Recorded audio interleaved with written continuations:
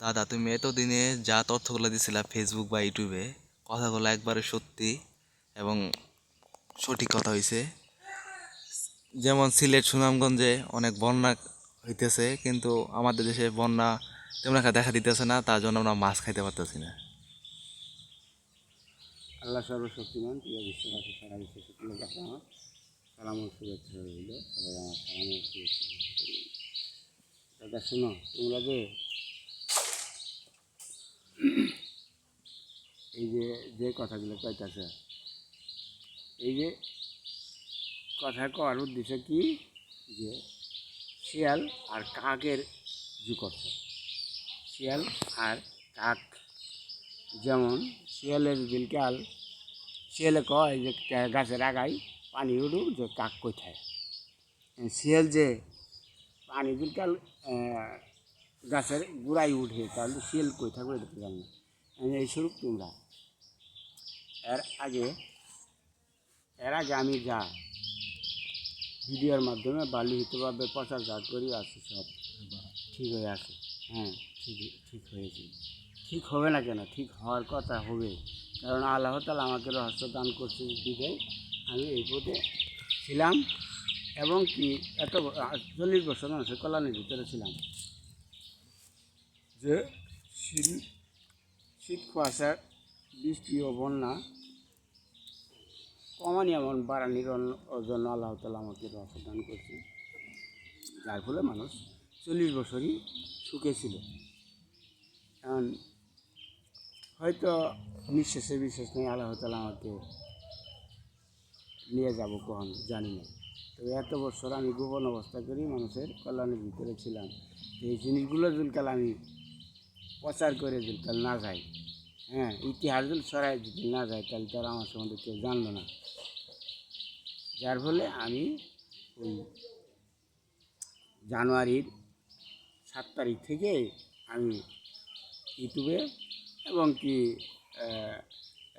ফেসবুকে লিখিতভাবে আমি সব কিছু প্রচার করে দিয়েছি, যে এই বছর বৃষ্টি ও বন্যা শীত কুয়াশা পরিমাণের বেশি হবে, যা আমি এর আগে লিখিতভাবে জানাই দিয়েছি। সব ঠিকই রয়েছে।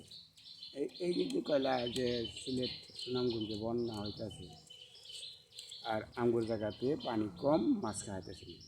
ঠিক আছে, এবার বন্যা সারা জায়গাতে হবে, সারা দেশে হবে। তোবেলা পরিমাণ আছে, যে আস্তে আস্তে আরও সিলেটের যা পানি পাইতেছে, আরও আসছে বেশি পানি পাবো, পরিমাণের বেশি বৃষ্টি হবে। তারপরে এই যে এই বৃষ্টি যা হইতেছে, আরও বেশি বৃষ্টি হবে, হওয়ার পরে মাটি ভিজবো, মাটি ভিজের পরে আস্তে আস্তে এই মাটি যখন ভিজে পানিটা নিয়ে দিব, তখন আমাদের এইগুলো যে খাল বিল এবং কি পাগার যে সমস্ত জায়গাগুলো আছে, এই সমস্ত ভরে আসবো। তারপরে বৃষ্টি একটু বেশি হবে, হওয়ার পরে তখন আমাদের জায়গায় ওই ওই সমস্ত জায়গায় যখন বৃষ্টি একটু বেশি হবে, হওয়ার পরে পানি দেওয়া দিব। ওই খাল বিলের পানির সঙ্গে এই পানি একত্র হওয়ার পরে তখন এই পানি দেওয়া দিব। দেওয়া দিলে তোমরা মাছ ইনশাল্লাহ খাবার পাবো, আগের মতো পানি দেখতে পারবে। তো আমি এই বছর ঠিকই, হ্যাঁ, এবছর ঠিকই ওই 40 বছর আগে যেটা পাইছিল ওইটা পাবা। কারণ এটা পাওয়ার উদ্দেশ্য কি, আমি মরে গেলে যেটা দেখবো, সেটা এবার মানুষের দেখবার পাবো, একটু নজিরা শুরু। কারণ আমি এটা আগে জানাই দিয়েছি, যদি কাল আমি এটা একটু নজিরা স্বরূপ যদি কাল না দেখে, তাহলে আমার সম্বন্ধে কী বুঝবো। এই বন্যা থেকে বঞ্চিত করার জন্য চেষ্টা আমি করতে পারি, আল্লাহর কাছে প্রার্থনা করতে পারি। আমি যদি যে খোলা আকাশে দিয়ে যদি কাল ওই সাজের দিকে লক্ষ্য করি, যে সাদা বর্ণের সাজগুলো দেখা গেছে, ওই সাজের দিকে যদি লক্ষ্য করি, তাহলে সাজগুলো ধলা যে দুধের মতো সাজ দেখা গেছে, ওই সাজগুলো কেটে যায়, কালা বর্ণ হয়ে হাইরে, তারপর আর বৃষ্টি হবে না, সাগর থেকে আর পানি হবে না, উঠবে না। যদি কাল পানি না ওঠে, তাহলে আর বৃষ্টি বন্যা হবে না। যেই বৃষ্টি সেই বন্যা। যে ভারতে পরিমাণের বেশি বৃষ্টি হইতেছে, যার ফলে পানিটা উজান থেকে নামতেছে, নামার পরে ওই যে সিলেট বা সুনামগঞ্জ নিচু এলাকার জায়গাগুলো, এই সমস্ত জায়গা পরিমাণের বেশি বন্যা লক্ষণ দেখা গেছে। এর আগে এই যে গত বছর ভারত বা চীনের জহানগা দেখছি ফেসবুক বা ইউটিউবে দেখছি যে সিলেট বা ভারতের বন্যার পানি আমাদের বাংলাদেশ তলায় দিব। তখন আমি এই ভিডিওর মধ্যে এবং কি ফেসবুকে লিখে বাড়াইছিলাম যে যদি সিলেটে এই ইয়ে চীন এবং কি ভারতে যদি কাল বৃষ্টি না হয় তাহলে আমাদের বাংলাদেশে পানি কীভাবে দিব। যার ফলে আমাদের বাংলাদেশে বা ভারতে এত খরা ছিল, হ্যাঁ, ভারতেই পানি নাই, আমাদের বাংলাদেশে পানি করতেন ছাড়বো। হ্যাঁ, এটার আসলের সম্বন্ধে এর বিস্তারিত ঘটনা তো কেউ জানে না। আল্লাহ তাআলা আমাকে এই রহস্য দিছে যে বেলা ওঠা থেকে ডুবা পর্যন্ত সূর্যের দিকে লক্ষ্য করার মতো রহস্য দান করছে। আমি সূর্যের দিকে যদি লক্ষ্য করি তাহলে সাগর থেকে পরিমাণের বেশি পানি উঠবো। তার মানে আমার লক্ষ্য করাতে সূর্যের তাপমাত্রা বৃদ্ধি হবে, বৃদ্ধি হওয়ার পরে সাগরের পরিমাণের বেশি নিম্নচাপ শুরু হবে, নিম্নচাপ হইলেই সাগর থেকে পানি উঠবো। ওইটা হারে সারা দেশ বৃষ্টি বা মেঘলা বা আকাশ অতিরিক্ত মেঘলা সৃষ্টি হয়ে বৃষ্টি হবে। বৃষ্টি যদি হয় তাহলেই ওই বৃষ্টি বন্যা বা পরিমাণের বেশি মানুষের ক্ষতিকর রূপ ধারণ করে। আমি যার ফলে এই বছর আমি ওই যে আমি জীবিত থাকতে এই জিনিসগুলো দৃশ্য দেওয়ার জন্য আমি এই পথে আসি। আমি ওই এবার মানুষে বৃষ্টি ও বন্যা আগের মতো যে 40 বছর আগে যেটা ছিল এটাভাবে দেখবো, এবং কি আমি মারা গেলে যে হারা বছর থাকবো, যে প্রতি বছরে যে অবস্থা থাকবো ওইটা এবার দেখবার পাবো। ওই জন্যে আমি ইতিহাস এদের করার জন্য, ইতিহাস স্মৃতি রাখে দেওয়ার জন্য আমি এই বছরে এই পথ থেকে বঞ্চিত হয়েছি। যার ফলে মানুষের পরিমাণের বেশি একটু বৃষ্টি ও বন্যার লক্ষণ দেখতেছে। বৃষ্টি ও বন্যার লক্ষণও সঠিকভাবে দেখে নেই, আর চেয়ে ভয়াবহ পরিমাণের বেশি হবে। হ্যাঁ, পরিমাণের বেশি হবে, আমগর জায়গাতেও পরিমাণের বেশি বৃষ্টি হবে, বন্যা হবে, এবং কি আমাদের জায়গাতেও মানুষের মাছ খাইতে পারবে। মাছ হলে পুষ্টিকর খাদ্য, কারণ যেই বৃষ্টি সেই বন্যা, বৃষ্টি আছে বন্যা আছে, বৃষ্টি হলে মাছের উৎপাদন বৃদ্ধি হয়, তারপরে মানুষ এই দেশি মাছ খাইতে পারে।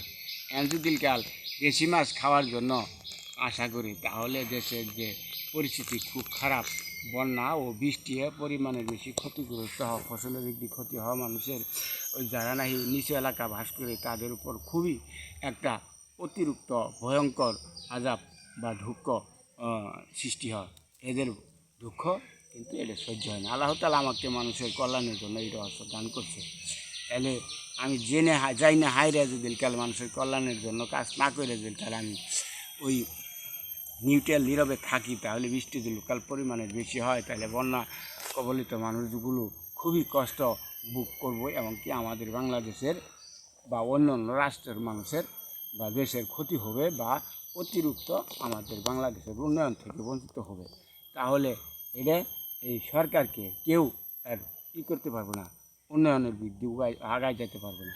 তবে যাই হোক, আমি এটাও পাইতেছি, হ্যাঁ, মাননীয় প্রধানমন্ত্রী, আমি আপনার কাছে আমি এর আগেও জানাই দিয়েছি, এখনও জানাইতেছি, আমাদের বাংলাদেশে পরিমাণের বেশি, অন্য রাষ্ট্রে তো হবেই, ভারতে যদি বৃষ্টি না হয় তাহলে তো আর আমাদের বাংলাদেশে বৃষ্টি বন্যা হবে না বা হবে না। এই সাগর থেকে পানি উঠবো, ভারতে পরিমাণে বেশি বৃষ্টি হবে, ওই বৃষ্টির পানিটা আমার ভারত থেকে নেমে যখন আসবো তখন ওই ভারতেও ক্ষতি হবে, আমাদের বাংলাদেশেও ক্ষতি হবে, আর বিভিন্ন রাষ্ট্রেও ক্ষতি হবে। তবে আমি এই বছর একটু নিউট্রালে বা নীরবে আসি, এতে আমার জন্য সবাই দোয়া করবেন, আমার জন্য মনে কেউ কষ্ট নেবেন না, কারণ আমি ইতিহাসের জন্য আমি এই পথ থেকে একটু বঞ্চিত হয়েছি। যার ফলে হয়তো যদি আপনাদের যদি কষ্ট হয় তবে আপনারা আমাদের ক্ষমা করে দেবেন। আর মাননীয় প্রধানমন্ত্রী, আমি আমাদের বাংলাদেশের চাহিদা, জনগণের চাহিদা পুরা করার জন্য, কিছু একটু চাহিদা পুরা করার জন্য পরিমাণের বেশি খাদ্য মজুত করেন। পরিমাণের বেশি আমাদের বাংলাদেশে ক্ষতিগ্রস্ত হবে। কী ক্ষতিগ্রস্ত হবে? বন্যায় যে সমস্ত জিনিস, যেমন খাদ্য, প্রতিটা জিনিসই হবে, অভাব পড়বে, টান পড়বে, গবাদি পশু থেকে শুরু করে সবারই কষ্ট ভোগ করবে। তবে যাই হোক, আমি অত বেশি কিছু আর বলতে চাই না। আমার আমার জন্য সবাই দোয়া করবেন। এরপরে আরও বিস্তারিত ঘটনা অন্য অন্য সময় আমি তুলে ধরব। আর আমাদের বাংলাদেশের আবার বিভিন্ন রাষ্ট্রের যারা এখন বর্তমানে আমাদের বাংলাদেশের মাননীয় প্রধানমন্ত্রীর উপর চাপ সৃষ্টি করতেছেন, এই সমস্ত চাপ সৃষ্টি করবেন না। কারণ এর আগে এই যে দেখতেছি যে বিএনপি বা অন্য অন্য নেতাকর্মী যারা আছেন, বৃদ্ধি যারা করতেছেন যে সম্পূর্ণ দোষ শেখ হাসিনা সরকারের, না, শেখ হাসিনা সরকারের দোষ নাই। কেন? এই যে ব্যারিস্টার সুমন, উনি একজন ব্যারিস্টার এবং কি একজন সংসদ সদস্য, দুই ক্ষমতা নিয়ে ওর সততা নিয়ে ও প্রতিবাদ করতেছে বিলেই, যার ফলে আমাদের বাংলাদেশের দুর্নীতিগুলো সবাই তুলে ধরার মতো সুযোগ পাচ্ছেন। এতে সাহস শক্তি বা আমাদের বাংলাদেশ সরকার মাননীয় প্রধানমন্ত্রী উনি সহযোগিতার কারণে এই ব্যারিস্টার সুমন কিন্তু আমাদের বাংলাদেশে যে দুর্নীতিবাজগুলো তথ্য খুঁজে পাইতেছে। সাংবাদিকেরা আগে কী করছেন আমরা তো তুলে ধরে নেই, এবং কি দুদক এরাও তো তুলে ধরে নেই। তাহলে এরা যদি কাল আমাদের বাংলাদেশের মাননীয় প্রধানমন্ত্রী যদি কাল এই তথ্যগুলি সহায়তার জন্য এবং কি ব্যারিস্টার সুমনের প্রতি এবং কি ওই যে সাংবাদিকের প্রতি যদি কাল একটু সুনজর যদি কাল না দিত, যদি কাল বাধা সৃষ্টি করতো, তাহলে তো এই সমস্ত যে দুর্নীতির বিরুদ্ধে তো আপনারা কোনো কিছু মুখ খুলে কথা কওয়ার মতো সুযোগ থাকতো না। বেনজির আহমেদের মতো যে যারা কুখ্যাত সন্ত্রাস এবং কি আমাদের বাংলাদেশের নূতরাস, এদের যে ইগুলে তুলে ধরতেছে কারা, এলে আমাদের বাংলাদেশের সরকারি তুলে ধরার জন্য এটা সাহস শক্তি যোগাইতেছে। তবে এই যে ব্যারিস্টার সুমন উনি দুই ক্ষমতা যদি কাল না থাকতো তাহলে এই পথ যাবার পাইতো না।